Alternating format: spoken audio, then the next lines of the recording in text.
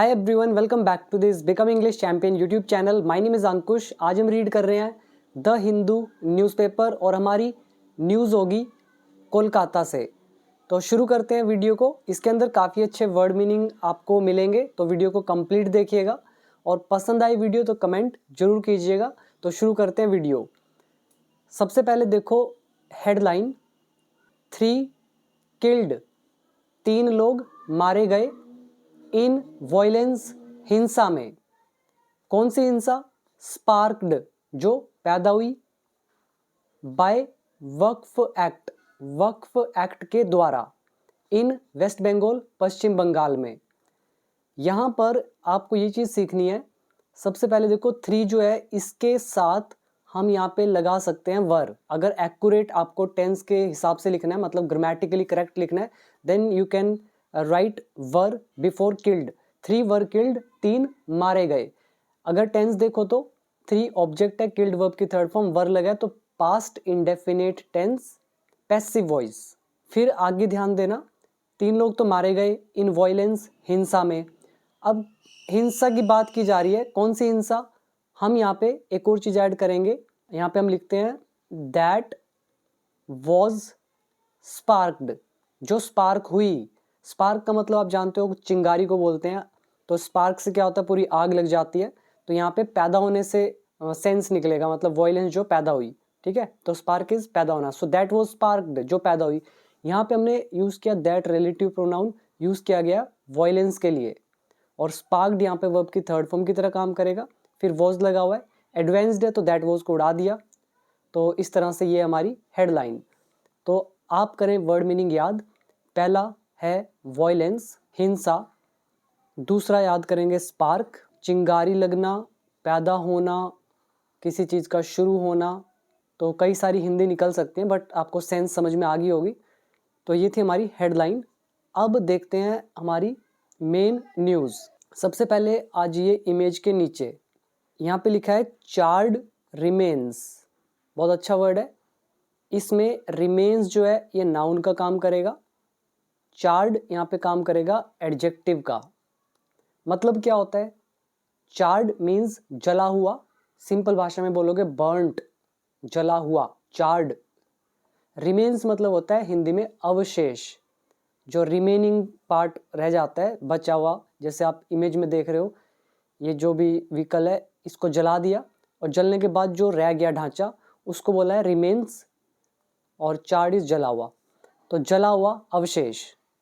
A vehicle टॉर्च्ड, एक जो vehicle है, वॉज, यहाँ पे हम वॉज लिखते हैं, टॉर्च्ड यह वर्ब की थर्ड फॉर्म, टेंस से पास्ट, इंडेफिनिट, पैसिव वॉइस।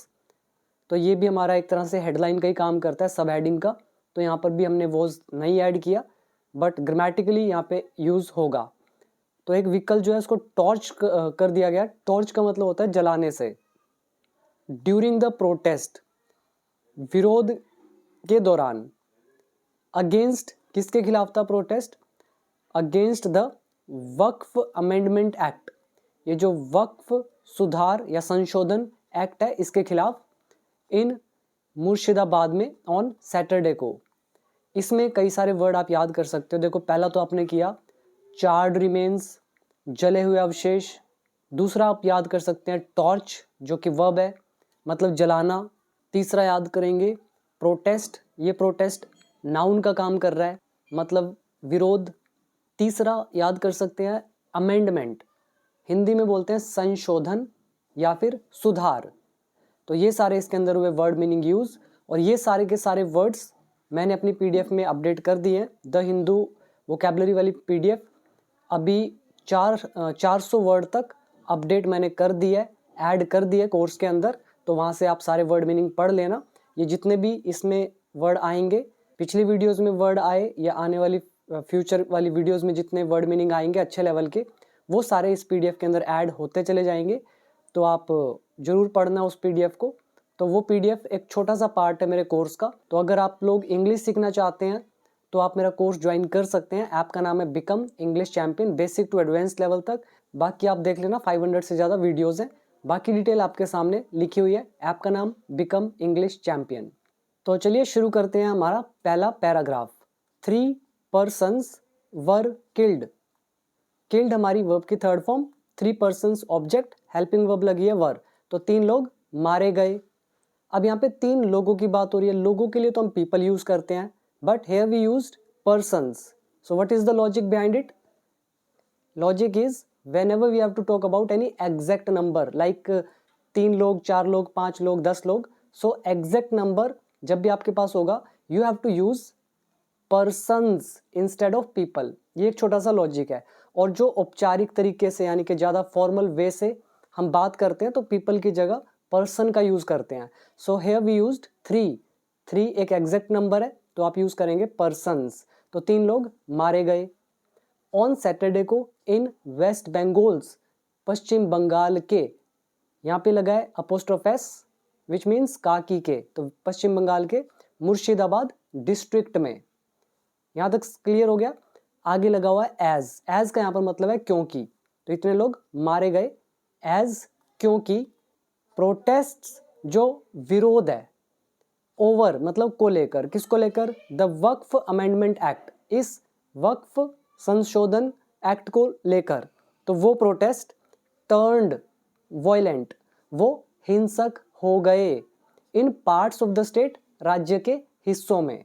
यहाँ पे अच्छी चीज़ है, ध्यान देना, एज के बाद जो ये प्रोटेस्ट लिखा है ये सब्जेक्ट का काम करेगा, इसकी जो मेन वर्ब है वो है टर्न वॉयलेंट। अब टेंस देखो कौन सा हुआ, ये सब्जेक्ट हो गया और टर्न वॉयलेंट हमारी वर्ब की सेकंड फॉर्म, ये पास्ट इंडेफिनिट टेंस।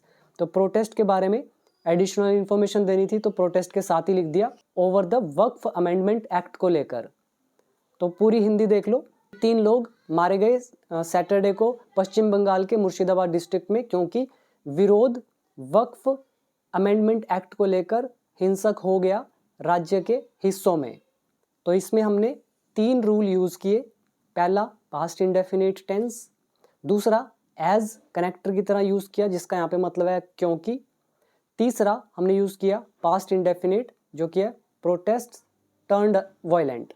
इसके बाद आज ये नीचे यहाँ पे देखिए डबल इन्वर्टेड कोमाज लगे हुए हैं, तो ये किसने कहा है, अ सीनियर पुलिस ऑफिशियल, एक वरिष्ठ पुलिस अधिकारी जो है, टोल्ड बताया, इस अधिकारी ने बताया, द हिंदू इस न्यूज़पेपर वालों को, इन द इवनिंग शाम को।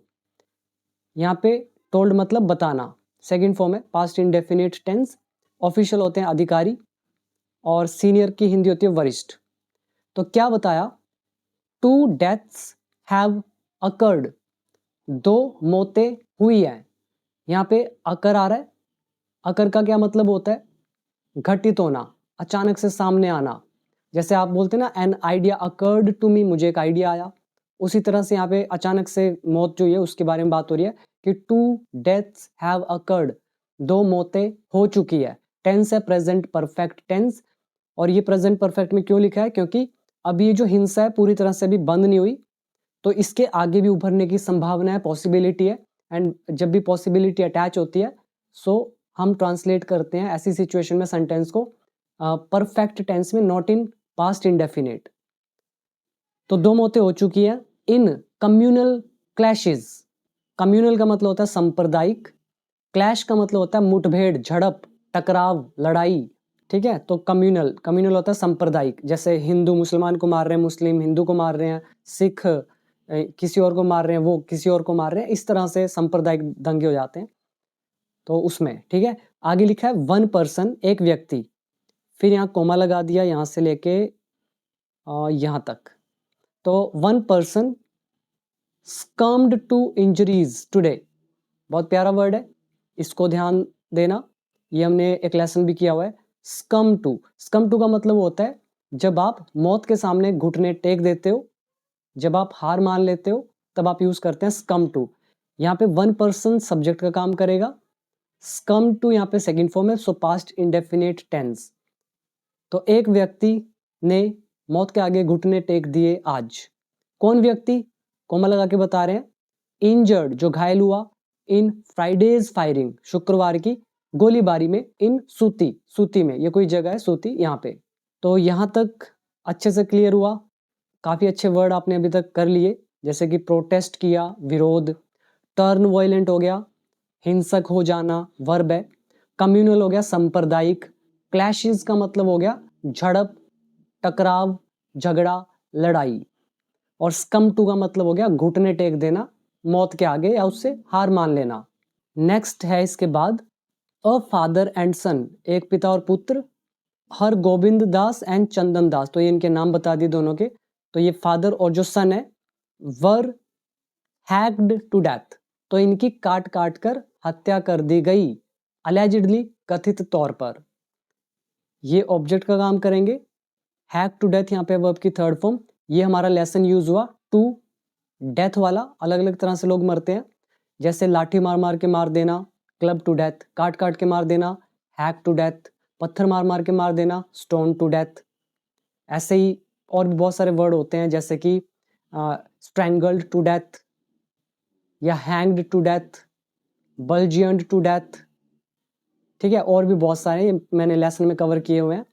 तो टेंस अगर आप देखोगे तो पास्ट इंडेफिनिट पैसिव वॉइस। तो एक पिता और पुत्र को कथित तौर पर काट काट के मार दिया गया बाय अ मोब, एक भीड़ के द्वारा। भीड़ का मतलब क्राउड भी होता है, मोब भी होता है, बट ये जो मोब होती है ये गुस्से वाली भीड़ होती है, उसको मोब बोलते हैं। अदरवाइज नॉर्मल जो गैदरिंग ऑफ पीपल होती है उसको बोलते हैं क्राउड। तो इनके द्वारा मार दिया गया इनको एट धुलियान में इन शमशेरगंज। तो एट धुलियान लगा है और इन शमशेरगंज लिखा है। एट छोटी लोकेशन को बताता है, इन थोड़ी बड़ी लोकेशन को बताता है। आगे लिखा है 17 ईयर ओल्ड इजाज अहमद शेख, ये जो व्यक्ति हैं डाइड, ये मर गया।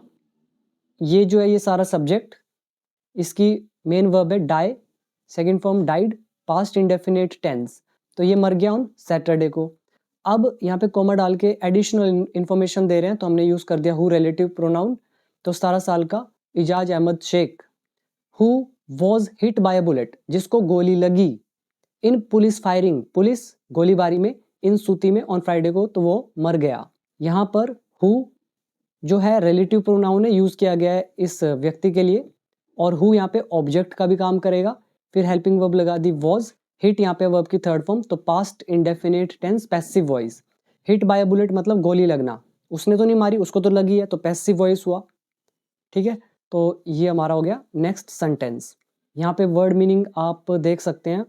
अलेजिडली कथित तौर पर, हैक टू डेथ काट काट के मार देना, मोब इज गुस्साई भीड़, और हिट बाय अ बुलेट गोली लगना, फायरिंग इज गोलीबारी। तो इसमें ये वर्ड यूज हुए। तो इसके बाद अब देखते हैं नेक्स्ट पैराग्राफ। यहाँ लिखा है सीएम अपील्स।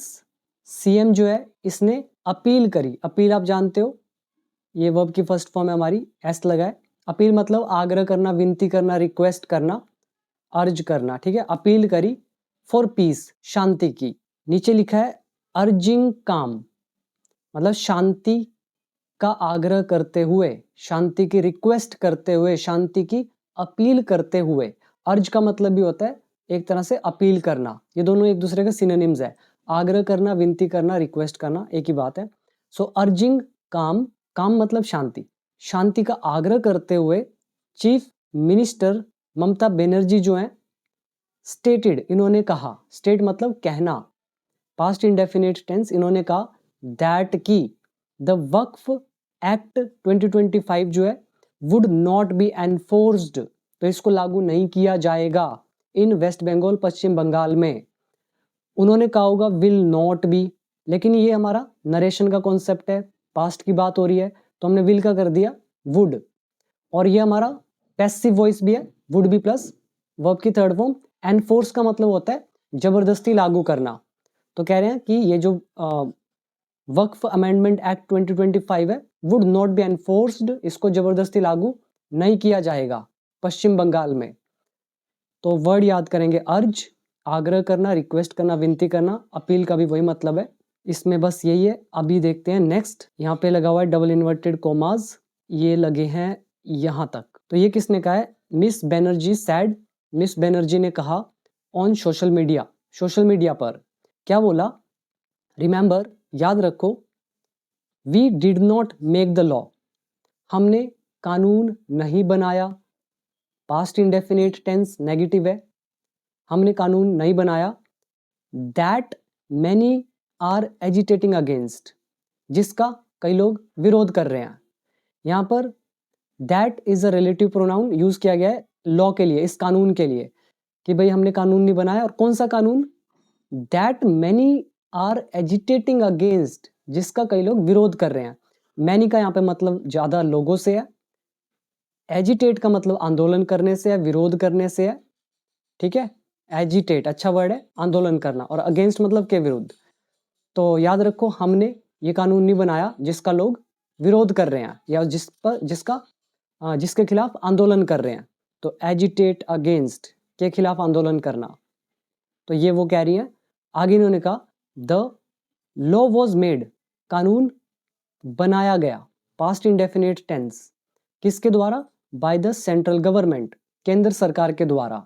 देयरफॉर, इसीलिए, the answer should be short, जवाब मांगा जाना चाहिए। आंसर यहाँ पे ऑब्जेक्ट है, शुड का पैसिव लगा है शुड बी, और सीक मतलब मांगना, सीक का थर्ड फॉर्म होता है सॉट। देयरफॉर, इसीलिए आंसर मांगा जाना चाहिए, answer should be sought from the central government, केंद्र सरकार से। We have made our statement on this matter clear. यहाँ पे सबसे पहले तो वर्ड देखो, एक make something clear. Make clear मतलब होता है स्पष्ट करना, साफ साफ कर देना। So we have made our statement, जो हमारी स्टेटमेंट है, हमारा बयान जो है, ऑन दिस मैटर, इस मुद्दे पर, तो हमने क्या किया है, उसे क्लियर कर दिया है, हमने उस पर सफाई दे दी है। We have made our statement on this matter clear, हमने अपना बयान इस मुद्दे पर साफ कर दिया है। We do not support this law, हम इस कानून का समर्थन नहीं करते हैं। Clear? So we have made present perfect tense, make का थर्ड फॉर्म मेड, स्टेटमेंट मतलब बयान। Then we do not support present indefinite tense, negative sentence. फिर इन्होंने कहा this law will not be implemented, ये कानून इम्प्लीमेंट नहीं होगा, लागू नहीं होगा, इन आर स्टेट, हमारे राज्य में। यहाँ पर वर्ड है इम्प्लीमेंट करना, यानी कि लागू करना, अच्छा वर्ड है। और ये विल का पैसिव वॉइस हमारा will be plus third form, negative था तो not. So this law will not be implemented, ये लॉ लागू नहीं होगा हमारी स्टेट में। सो का मतलब इसीलिए भी होता है, तो भी होता है, तो यहाँ पे इसका सेंस निकलेगा तो ये लागू नहीं होगा। तो वाई आर देयर राइट्स, तो दंगे क्यों हैं? क्लियर? यहाँ पे राइट्स का मतलब है दंगे, और टेंस हमारा सिंपल सा नाउन एडजेक्टिव का, राइट्स यहाँ पे नाउन का काम कर रहा है, तो WH फैमिली है। वाई आर देयर राइट्स, तो वाई मतलब तो ये दंगे क्यों है। यहाँ पर गलती क्या है, ये देयर नहीं आएगा, देयर आना चाहिए THERE वाला, नहीं तो ये देयर राइट्स का मतलब हो जाएगा वाई आर देयर राइट्स, उनके दंगे क्यों हैं। ऐसा नहीं है, ये हमारा देयर का चैप्टर है। जैसे मैं बोलता हूँ दंगे हैं, देयर आर राइट्स, ऐसी वाई आर देयर राइट्स, दंगे क्यों है। सो ये देयर का स्पेलिंग गलत है, इसको आप ठीक करना। तो वर्ड मीनिंग पर आइए। पहला है सीख, मांगना, स्टेटमेंट इज बयान, इम्प्लीमेंट इज लागू करना, मेक क्लियर स्पष्ट करना, राइट्स इज दंगे। और जिनको ज़्यादा एग्जाम्पल्स चाहिए इन वर्ड्स के ऊपर, तो वो PDF रेफर कर लेना। तो आगे बढ़ते हैं। The chief minister accused, chief minister ने आरोप लगाया, अक्यूज इज आरोप लगाना, दोष लगाना, किस पर? सम पॉलिटिकल पार्टीज, कुछ राजनीतिक दलों पर। किस चीज का? ऑफ ट्राइंग, कोशिश करने का। किस चीज की कोशिश? टू मिसयूज रिलीजन, धर्म को गलत तरह से इस्तेमाल करने का, ठीक है, फॉर पॉलिटिकल गेन, राजनीतिक फायदे के लिए। पूरा मतलब चीफ मिनिस्टर ने कुछ राजनीतिक पार्टियों पर धर्म को गलत तरीके से यूज करने की कोशिश करने का आरोप लगाया, राजनीतिक फायदे के लिए। वर्ड याद कर सकते हैं, पॉलिटिकल गेन राजनीतिक फायदा, मिसयूज गलत इस्तेमाल करना, और अक्यूज दोष लगाना। नेक्स्ट यहाँ पे डबल इन्वर्टेड कोमास लगे हैं, ये किसने कहा? Miss Banerjee, said Miss Banerjee ने कहा don't fall into their trap, उनके जाल में मत फंसो। टेंस है ये इंपेरेटिव सेंटेंस, नेगेटिव है। फॉल इनटू ट्रैप मतलब चंगुल में फंसना, जाल में फंसना। सो उनके जाल में मत फंसो। Everyone should maintain peace and harmony, हर किसी को बनाए रखना चाहिए शांति और सामंजस्य। हार्मनी मतलब सामंजस्य, पीस मतलब शांति। दिस इज माई अपील, ये मेरा आग्रह है। अपील यहाँ पे नाउन का काम कर रहा है, तो आग्रह, विनती, it's my request, it's my appeal, ये मेरी अपील है, तो ये उन्होंने कहा।